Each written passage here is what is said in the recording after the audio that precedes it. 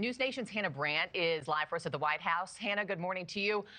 Take us to this morning and right now. What's the president saying about the operation and who's now in charge of Venezuela?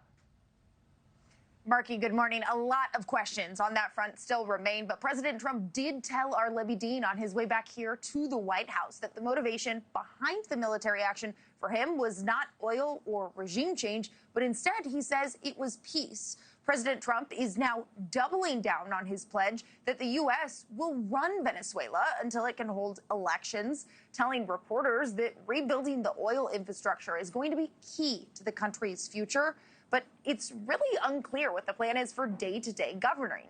Venezuela's Vice President Delcy Rodriguez was just sworn in as interim president, and President Trump has been warning she needs to cooperate with the U.S. or says she will face consequences, also saying he expects total access to Venezuela and its oil.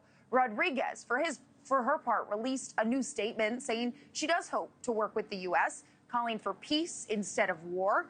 Here's what President Trump told Libby about the current relationship with Rodriguez and who exactly is in charge of Venezuela. Who's in charge of Venezuela right now? Have you spoken to the newly sworn-in president there, Rodriguez? And what are your thoughts on the entire situation? You said the U.S. would run Venezuela. We're dealing with the people. We're dealing with the people that just got sworn in. And don't ask me who's in charge, because I'll give you an answer and it'll be very controversial. What does that mean? We're in charge. Have you spoken with her? We're in charge. Have you spoken with her? No, I haven't, but other people have. Do you want to? Yeah, at the right time, I will.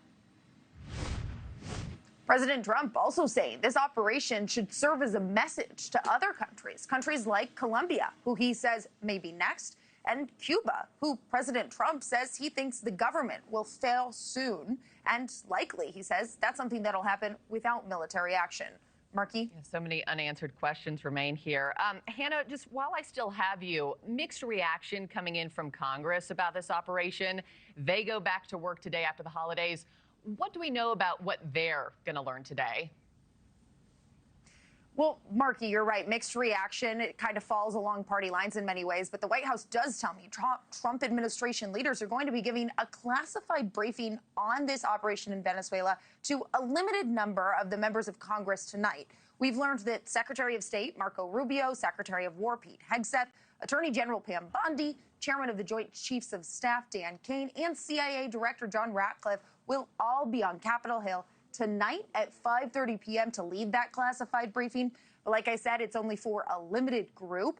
The Congress members that will get that briefing include the so-called Gang of Eight, right? Those are the leaders in the House and the Senate, plus the top Democrats and Republicans from the Armed Service and Foreign Service committees. Now, they are planning to give a wider briefing to all members of Congress sometime in the coming days, Markie. Okay, we'll see what all they learned this week. Hannah Brandt live at the White House. Thank you so much. Thank you for watching. Subscribe below and download our NewsNation app right now on your phone, and you will get fact-based, unbiased news for all Americans.